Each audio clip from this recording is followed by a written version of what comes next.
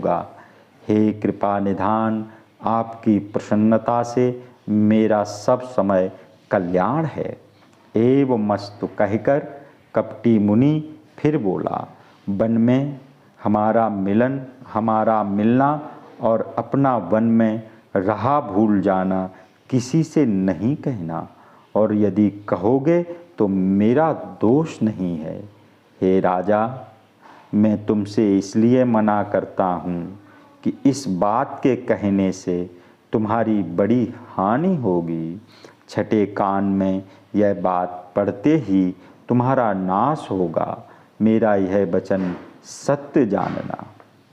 हे प्रताप भानु, सुनो, यह बात प्रकट होने से अथवा ब्राह्मण के श्राप से तुम्हारा नाश होगा, और कोई उपाय से चाहे हरि और शिवजी भी मन में कोप करें, तुम्हारा नाश नहीं होगा। राजा ने मुनि के चरण पकड़कर कहा, हे नाथ, ब्राह्मण और गुरु के कोप से कौन रक्षा कर सकता है?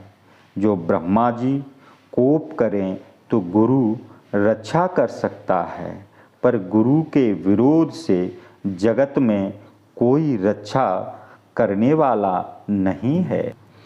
आपके कहने पर न चलने पर मेरा नाश हो जाए, मुझे इसकी चिंता नहीं है, परंतु हे प्रभु, एक ही डर से मेरा मन डरता है कि ब्राह्मणों का श्राप बहुत ही भयंकर होता है।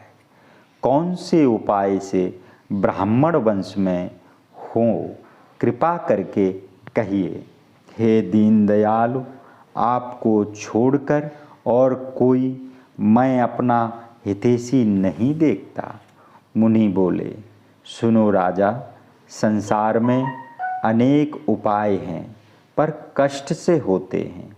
फिर भी हो न हो, एक उपाय बहुत ही सहज है, परंतु उसमें भी एक कठिनता है।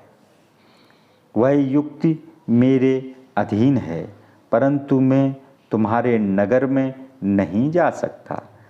जब से मैं जन्मा हूँ तब से आज तक किसी के घर अथवा गांव में नहीं गया हूँ। जो न जाऊँ तो तुम्हारा काम नहीं बनता। आज यह बड़ा असमंजस आ पड़ा है। यह सुन राजा मधुर वाणी से बोला, हे नाथ, वेद में ऐसी नीति कही है कि बड़े छोटों पर स्नेह करते हैं।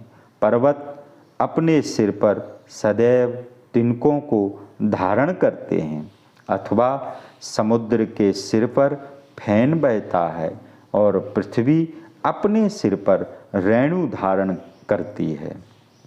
ऐसे कहकर राजा ने तपस्वी के चरण पकड़ लिए और कहा, हे स्वामी, मुझ पर कृपालु हो जाइए, मेरे लिए दुख सह लीजिए, और सज्जन और दीन दयालु हैं। राजा को अपने अधीन जानकर कपटी तपस्वी बोला, हे राजन, सुनो, मैं तुमसे सत्य कहता हूँ कि जगत में मुझको कुछ भी दुर्लभ नहीं है। मैं तुम्हारा काम अवश्य करूँगा, क्योंकि मन, कर्म और वचन से तुम मेरे भक्त हो।